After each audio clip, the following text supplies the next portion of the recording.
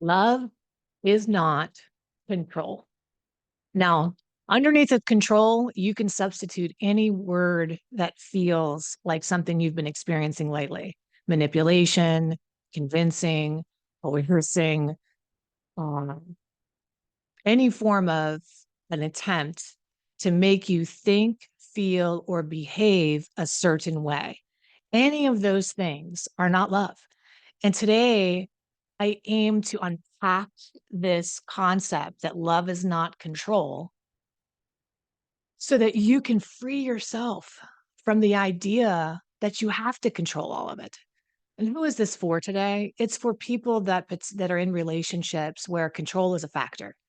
Either you feel like you're being controlled by a person who's attempting to gaslight you. You know, a lot of people are in relationships with narcissists or other toxic people, and other people are feeling like they have to control other people, which is sometimes people are in relationships with addicts or alcoholics or other self-destructive people, and they feel like, if I'm not in control, you're going to hurt yourself, you're going to ruin yourself, you're going to ultimately end up killing yourself, are some of the stories that we tell ourselves if we do not control in the name of love.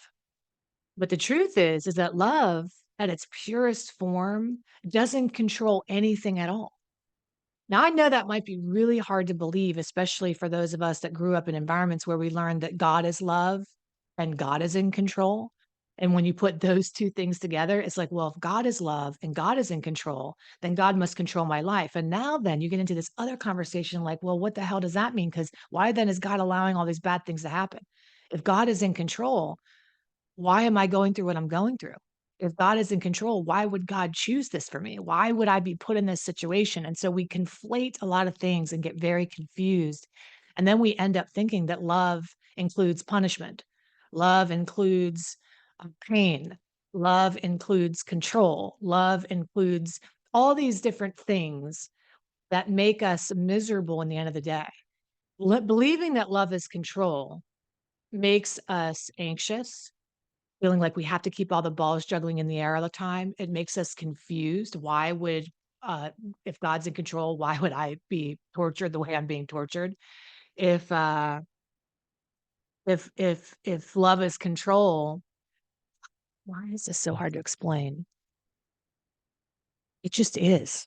Just really hard to explain. So I was just going to end this video here because I'm like, God, this is so hard to freaking explain. But it's not.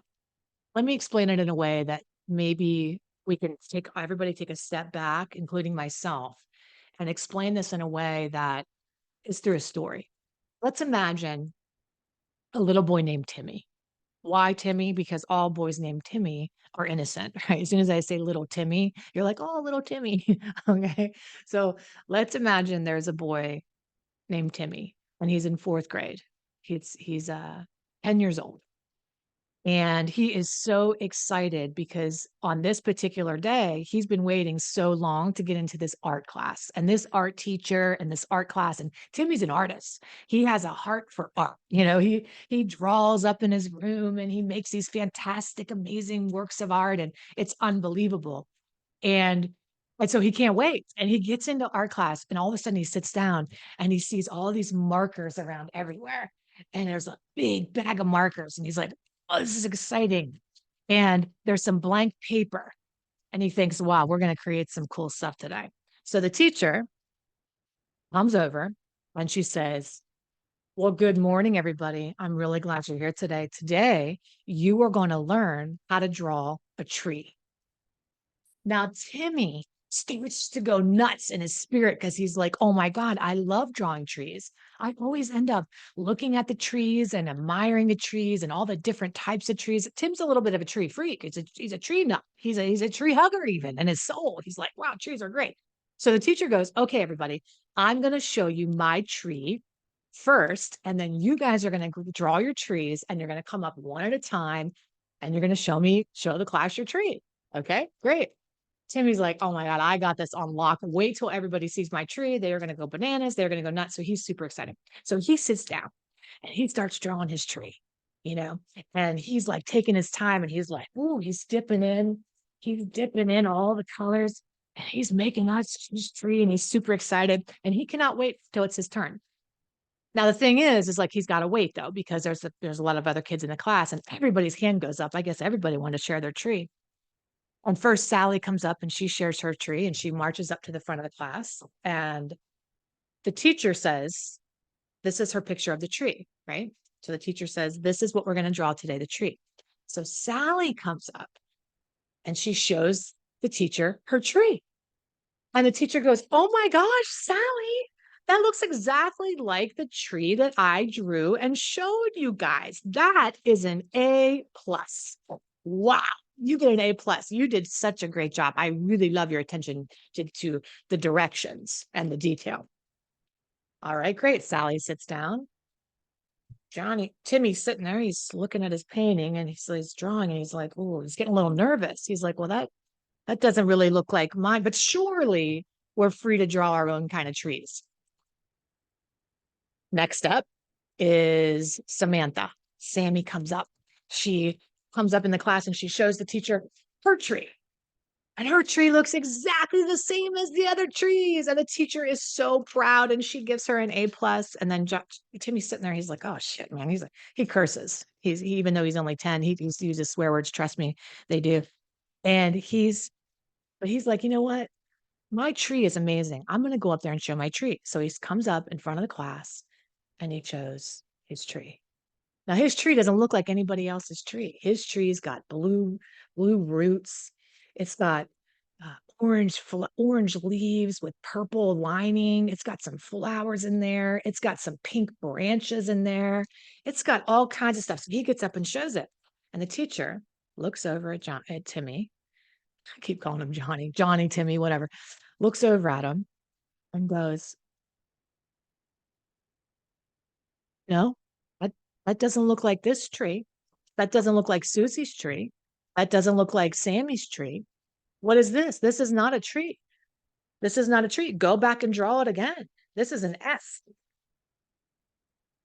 You didn't follow the directions." And Timmy starts to argue, but this is my tree, and this is look how beautiful it is, and look at all the different things that are on it. And the teacher says, "No, nope, you got to draw it this way." Timmy goes back to his seat and he thinks, "Well, I thought this was the way it was supposed to look because that's the way it looked in my spirit and in my soul. But I guess that's not the way it's supposed to be. I guess I need to do it the way everybody else is doing it. If I want to be liked, or if I want to get a good grade, or if I want to succeed, or if I want to be approved of. So let me draw the teacher drew and see what happens." So he goes back to his chair and he draws the simple tree. And he comes back up to the teacher and she applauds him for abandoning his messy, disturbing tree and conforms to the tree that the teacher wanted.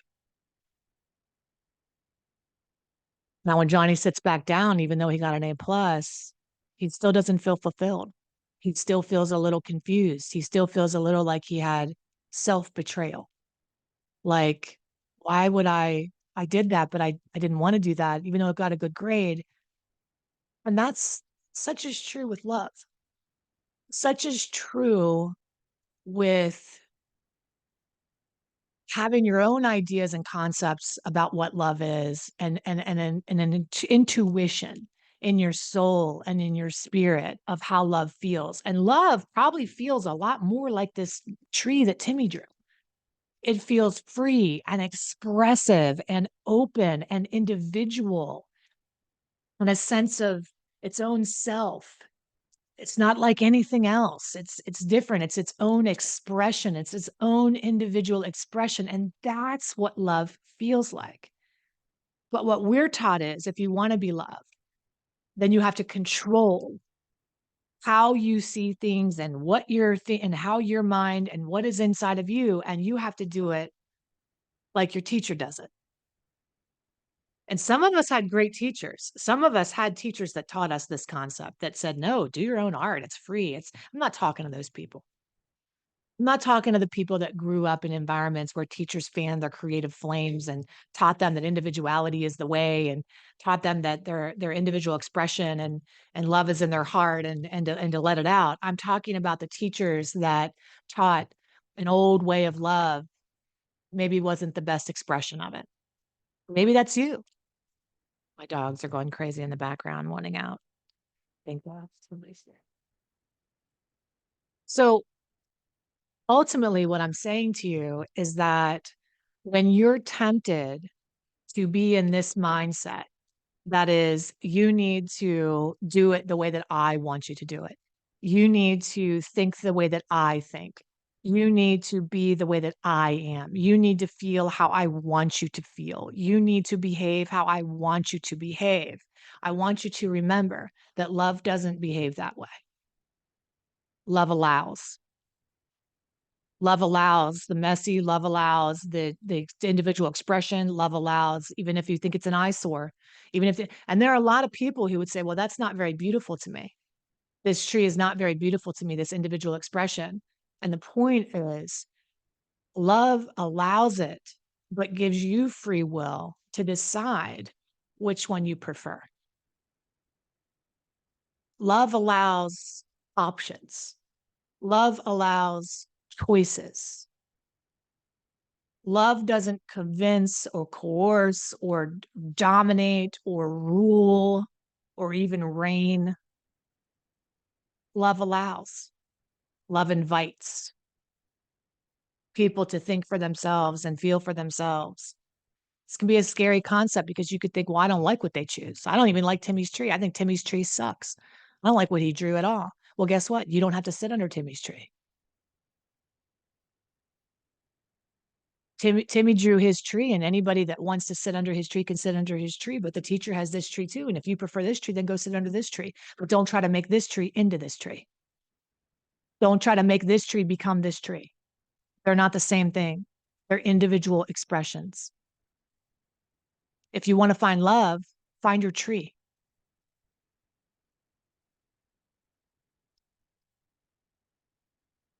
I'm not even sure if that's going to be helpful. You know, you just sometimes you just have to teach a lesson and just wonder, is that landing? Is that resonating? Does that make sense? Just think about control and letting go and the balance between the two. And it is a dance, right? It is always a dance between control and letting go.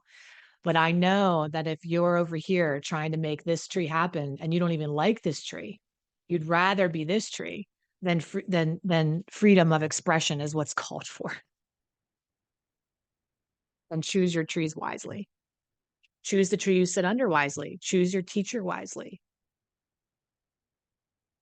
That's it. I love you. And hopefully this has been thought provoking. All right. I'll see you soon. Bye.